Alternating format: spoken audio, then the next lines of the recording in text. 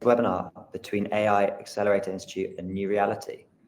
Got Moshe, CEO and co-founder of New Reality here. We're going to just give people 30 seconds to come into the room before kicking off. But first of all, Moshe, it's great to have you join us. How are you? I'm very good. Thanks. Thank you for having me. All good. We'll just give people another 10 or 15 seconds, see people trickling into the room, and then we'll make a start. But this is the first of 3 sessions between AIAI and New Reality. And Moshe, it's a real pleasure to have you join us.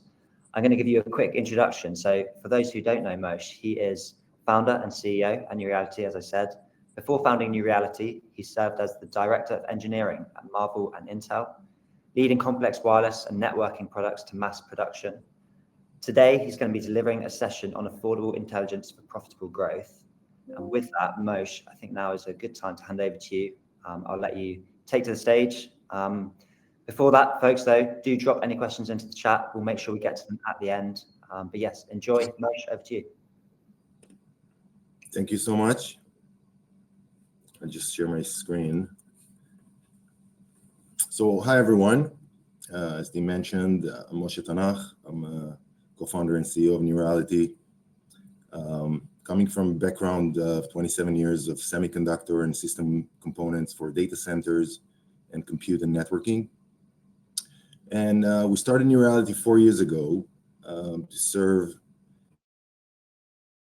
Ocean and to allow an easier and more cost-effective deployment of AI use case. Today, I want to talk to you about affordable intelligence for profitable growth. So we're living in an amazing era. The AI era is bringing more and more capabilities every year. The last year was amazing.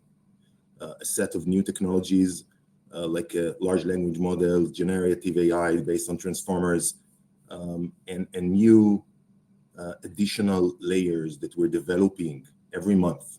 Every month there's a new thing from mixture of experts, content creation based on generation of video or audio or text, retrieval augmented generation that allow us to use massive databases while consuming LLM capabilities.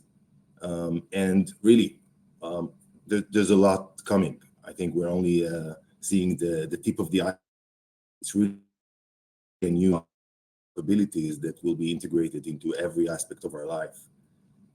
When you look on the hardware infrastructure that was built in the past few years, we're seeing a more power-hungry application that need supercomputer-like development. We're basing most of our deployment on large-scale GPUs packed in multiple servers, all working together. And we're seeing on the left the Blackwell technology from NVIDIA, the TPU V5 from Google, and those are just some examples. It's important to distinguish when we talk about AI, there's the training phase where we're training a model of specific architecture to do something, classify an image, generate text, or whatever. And then after the model is trained, we have the inference phase where we're consuming it, where we're integrating it into our digital infrastructure or leveraging the trained model to do what it was trained for. The market, at the end of the day, need the inference. We're developing the capabilities, we're training models so we can consume them in real time on all kinds of applications, from automotive to browsing a newsletter and the recommendation engine behind it, and more capabilities like ChatGPT and others. And the market is going to be much bigger around inference. We're predicting that we'll see at least eight times more inference compute, more inference spending than on training. And it makes sense, just like in traditional software development. All this is amazing, but yet we've hit kind of a wall. While developing the AI capabilities is running forward, full steam ahead, the cost and the energy associated with it are skyrocketing. And I brought here just a couple of snippets from leading newsletters ChatGPT and generative AI are booming, but the cost is extraordinary. Why AI is so expensive? Everybody's trying to understand how to change that. Is it a done deal, or can we do something about it? The energy and cost associated with it is exploding, and companies are looking for ways to get more power. Companies are acquiring other companies because they have allocation of power. And so AI is running forward fast. The AI hype bubble is deflating, and now come the hard part. How do we make it ubiquitous? How can we let everyone use it? How can we deploy it in market segments or the facilities, the real estate to bear those expensive and power-hungry systems? And there's a great need for an urgent focus on the AI inference side. When you look on training, the process of teaching an artificial intelligence model to perform specific tasks, we're looking at tasks of 30 to 120 days. When we train something, we iterate around it, and we're actually using R&D spending, capital expense that is invested in developing capabilities. When you look on inference, it's actually the process of installing and running a trained model. This is something that is happening daily. We want to improve on a daily basis. We're consuming it on a daily basis, and the operational expense is actually attached to our cost of the product. The industry is very focused on the left. There's high attention and innovation, and we see the big semiconductor players are introducing on an annual basis more powerful supercomputers.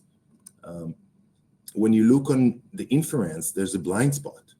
As a matter of fact, only 25%, we're seeing only 25% of companies adopting AI capabilities in the US and across the globe. So let's zoom into the differences between the training and the inference phase, because this is where the potential lies. When you look on the purpose, then it's obvious. We want new models and new applications development on the training side. And for inference, the purpose is a data center operation. We want to consume it on a daily basis. Budget, I mentioned, R&D spending for training, cost of sale, profits and margins on inference. In terms of computation, we're using gigantic data sets split between thousands of GPUs, supercomputers, because we want to train as fast as possible and iterate as fast as we possible from one generation to another generation of the model. The computation on inference is many times a single GPU or a single node, a single server, consuming up to 8 GPUs. We're using a single input from a client, from a chatbot, or from whatever consumer is using that model, as opposed to the huge data sets on the training side. And it goes now to the more technical level. In terms of accuracy, we need much higher accuracy in training because we want to fine tune and find the best optimization.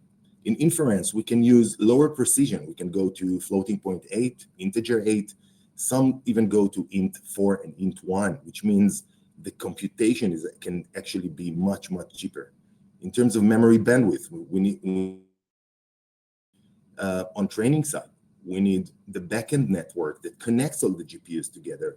In many cases, when you're using a Mistral LLM or a BERT for NLP or a CNN for computer vision, you don't need the backend network. You're just using the front-end network that connects clients to the server. So there's a lot of ways to rebuild the inference infrastructure and exploit those differences to bring something much cheaper.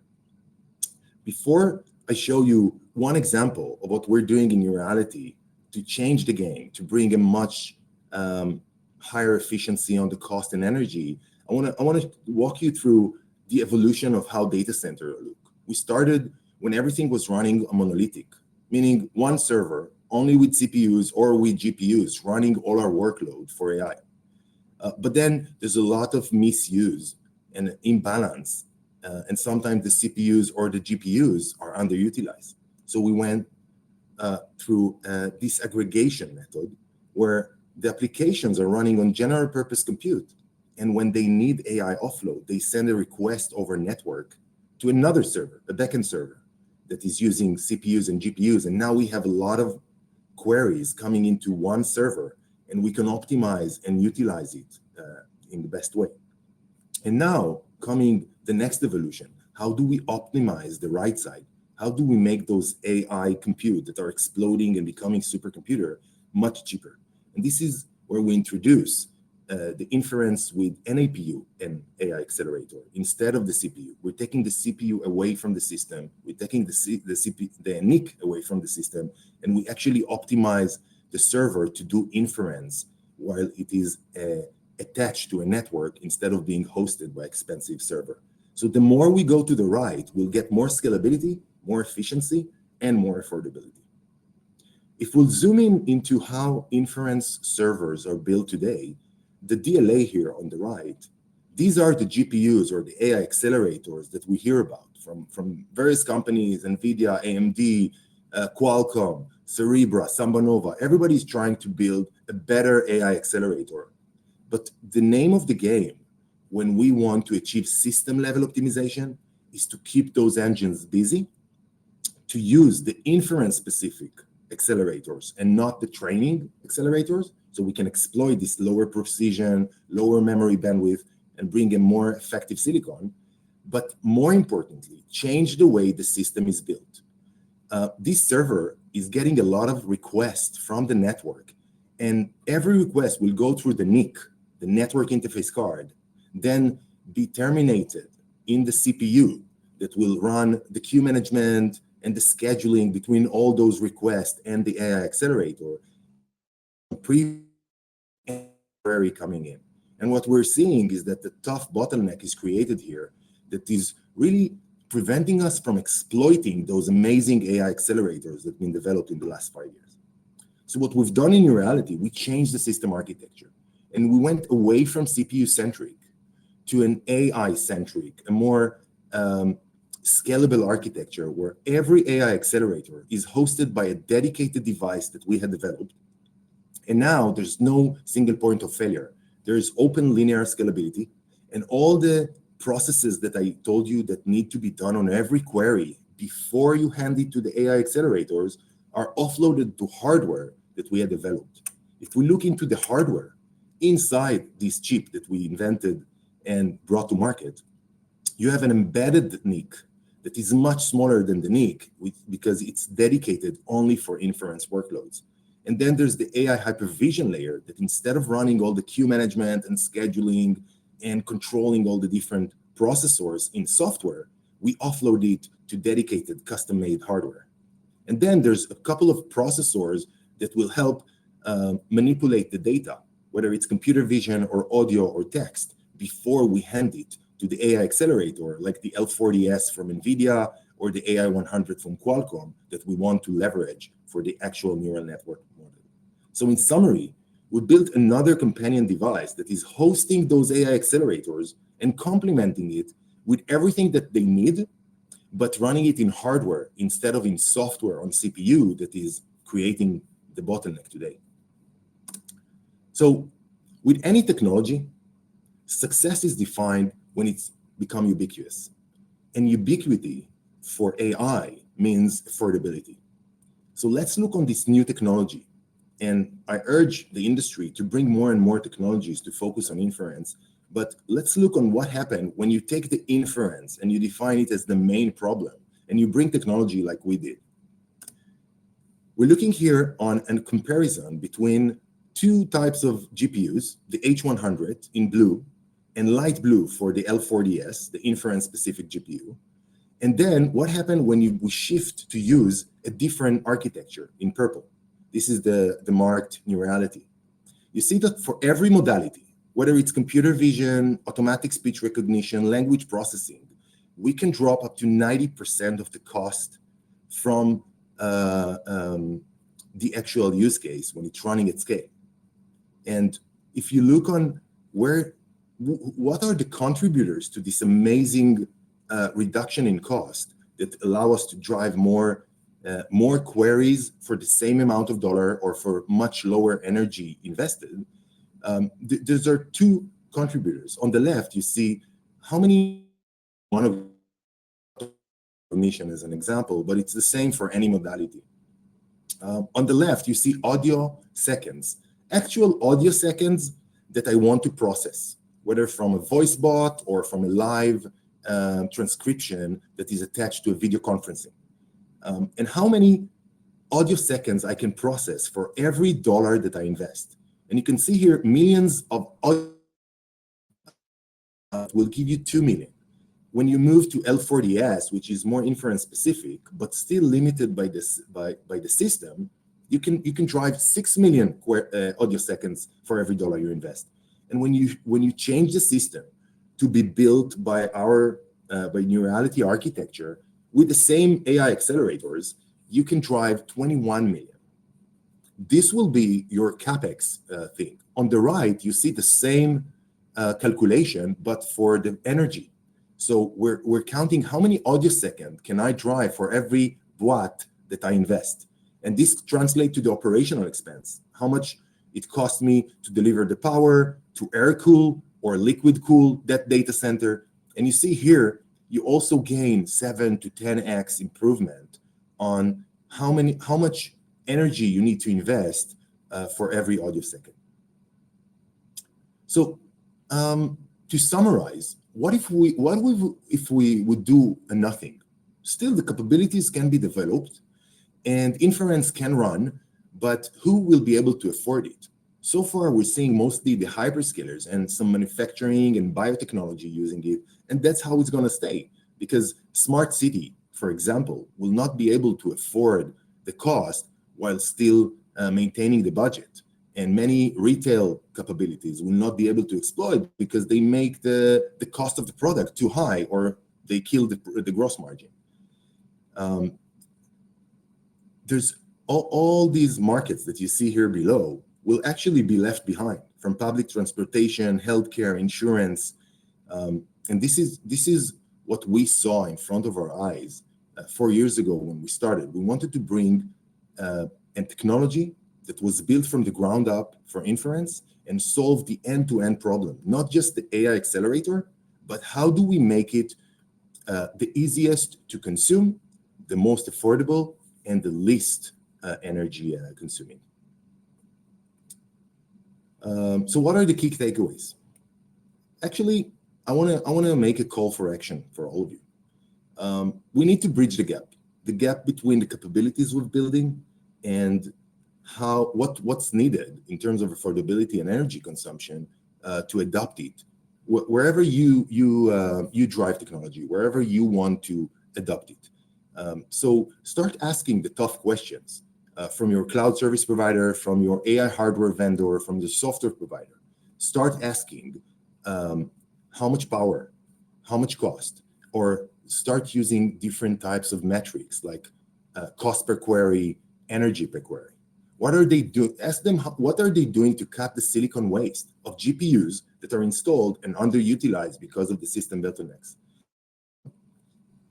And after that, start understanding the AI economics. The more we understand who are the contributors to the economics of the use case that we're developing and adopting, the better everything will become, because the focus will shift from developing capabilities to adopting AI in everything we do.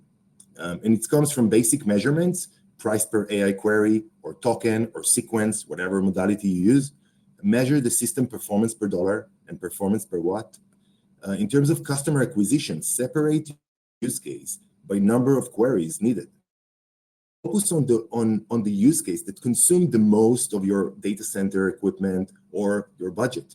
This is where you should invest and convert to more inference-specific systems. And last, in terms of customer retention, invest in the cutting-edge cost and energy AI adoption, because this will allow you to keep your market lead or to gain market share. The better you are in addressing the economics of the problem, the more AI capabilities you'll integrate, and the farther down the road you'll be against your competition. Because at the end of the day, AI bring a lot of value, but it also consumes a lot of cost and energy. If you start adopting inference-specific systems besides your training equipment, you'll get proficient with it, and you'll be able to drive more growth for your organization and actually for society. So by that, I want to conclude and open for a Q&A. I gave you a lot of technical and comparison and a call for action, and I'd love to answer some questions. Awesome, Moshe. Thank you so much for that. Yeah, some incredible insight there and really exciting numbers as well. So thank you for sharing. We've had a few questions come through, and yeah, do keep them coming. If you're watching, do drop them in the chat and we'll get to them now. We've had various hellos, and then Alexander asks, and you might have covered a few of these, Moshe, but perhaps you can go into a bit more detail. Is your solution ready for decentralized solutions and people's own infrastructure? Oh, definitely. So the system that we've built, and it's a good question, this is actually the system that you see on the screen. Currently, we're integrated with 3 technologies: AMD, AI inference cards, Qualcomm, and IBM. And this system is actually an appliance that you get ready out of the box, Kubernetes-based. So when this system is powered up, it's looking for the Kubernetes master, exposing its capabilities, and it's already ready to be integrated into the your data center infrastructure. And it is standing behind a set of APIs that can serve your data scientists and machine learning engineers that will need to port their AI pipeline to run on that system, and different APIs that support your IT and DevOps guys or MLOps guys. And besides that, there's an interface, a face to the appliance to connect as many clients as you want to this service that you just provisioned and orchestrated. So if you look on who founded the company and who are the management, we are veterans from the data center industry. And we've built something that is a plug and play. It's actually Linux-based, Kubernetes orchestrated, and it's ready to the service or as a metal per service. Awesome.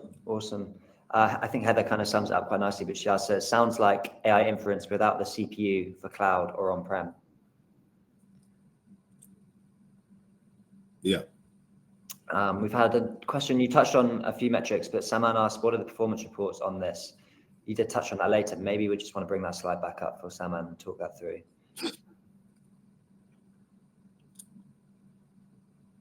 Yeah. So what's the question? So he, in the early stages of your presentation, was asking what is the performance kind of on this? What metrics can be shared on performance? So in the first slide, we're actually talking about the cost per query. And it's a combination of the capital expense and the operational expense that are, stuck together.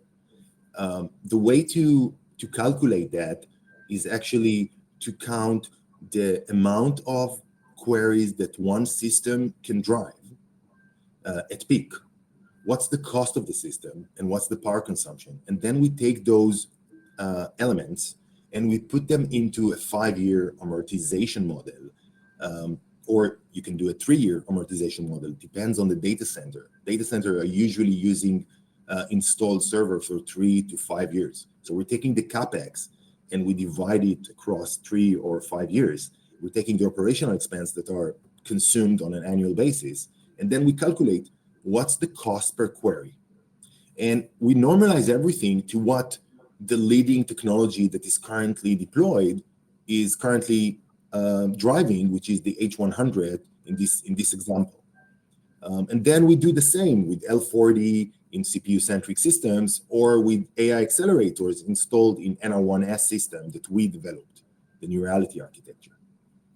And the second slide was separating the two, the CapEx on the left, audio seconds per dollar, and the power consumption on the right, which is the operational expense. Amazing. I hope this clarifies. I'm sure that was, Saman, if that wasn't, do ask further questions, but yeah, hugely impressive. We have another question. Moshe, do you worry that AI will be monopolized by AWS, Meta, Microsoft if no one else has the the kind of backing to install their own AI models? I definitely do, but I think that what we're seeing today is an evolution of more data center and cloud service providers. I don't think we're going to see the big enterprise that own data centers. And actually, we're seeing the pendulums swing back. A lot of enterprise move to the cloud, and now with AI, they're seeing the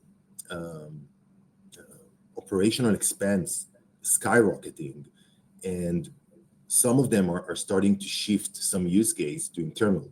Now, if you take financial service, government, healthcare, a lot of them have data that they cannot put on the cloud, so they will continue to do data center.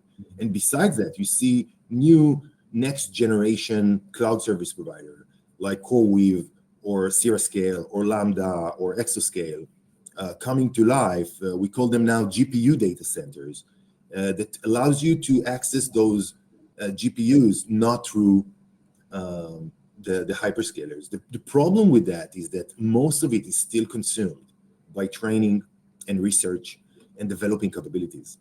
When we'll go into inference, if we don't change the game for inference, I don't see a lot of those companies getting to the production step or getting to production at scale like we're seeing with the hyperscalers, OpenAI and Microsoft with ChatGPT, but also recommendation engines in Meta or Alexa and Siri application that use a lot of AI in Apple and Amazon. So there is a concern, but I think the industry is starting to understand. You see all the newsletter just from the last month focusing on cost and energy. We're hearing it from our customers. So I think the more companies like New Reality will start to address that, we will see an evolution of infrastructure and software layers that will simplify the deployment and reduce the cost dramatically, so more and more users can use it, and then the monopoly will be broken. Awesome. I think that's something we all want to see. So excellent. We have a question about the pricing model for this. Maybe you want to jump in and answer John's question on this. Well, today we go after data center customers and SaaS companies. So we have two models: selling systems, full systems with AI accelerators and our technology hosting them directly to enterprise data centers or cloud service providers. Through some of the cloud service providers, we're also offering as a service product in which they buy a month or a year of equipment on this cloud instead of buying the equipment and owning it. And this is a provision that we have through cloud service providers. And if you contact us on our website or send an email through the contact page, we'll be happy to address cost structure for the capital sale when you buy hardware or when you want to consume it on one of the cloud that we are installed in. Awesome, thank you. We've got a question from Alexander. Maybe this is to start a new conversation that you take offline, but are you interested in cooperations and further R&D projects with funding? Oh yes, definitely. We have a strong partnership today with companies like Lenovo, AMD, Qualcomm, Scale, and solution providers, system integrators like WWT, CBTS. So we always open more partnerships. I think it's a key in this ecosystem that more and more companies will collaborate, whether on open source software or on specific applications. And we're getting very close with the big LLM companies like OpenAI, Anthropic, and the rest. So we welcome you to reach out and go into our early adopter program or co-develop applications that can bring this amazing capability to more companies and more people across the globe that cannot access it today due to cost or complexity. Awesome. The next question is from Peter, who asks, can you discuss the performance benchmarks of your NR1 compared to traditional CPU and GPU-based inference solutions?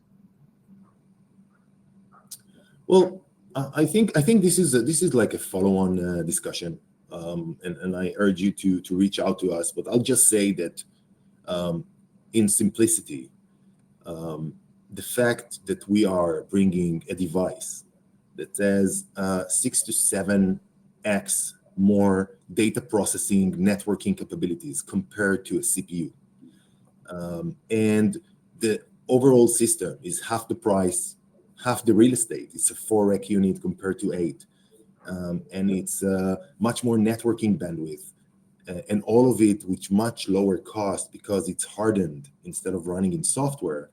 These are the contributors that give us this advantage in the cost and energy matrices. So if you reach out, you can do an offline chat with one of our customer service people or our CTO or product guy, and he can walk you through this. Awesome. Thanks, says Peter. Peter actually asked a follow-up. Peter, maybe it's best that you and Moshe connect after this. He wanted you to address the issue of energy consumption, but I'll let you guys connect on that. Please send me his details and we'll follow up. Absolutely, we'll do that. If there are any more questions, do drop them in the chat. But Moshe, thank you for a really awesome session there. We've got a couple more sessions with New Reality to come, so we'll look forward to those. But in the meantime, can people reach out to you? They can find you on LinkedIn. They've got the website that you had up on the screen there. I'm sure you're happy for people to reach out. LinkedIn, website. We're very transparent and open, so please do. Awesome. And Moshe is also joining us in New York next week. So for those based on the East Coast, come join him at a session at the Generative AI Summit. Moshe, thanks again. Let's happy to meet you in person. Absolutely, that would be awesome. We'll leave it for now. Moshe, thanks again.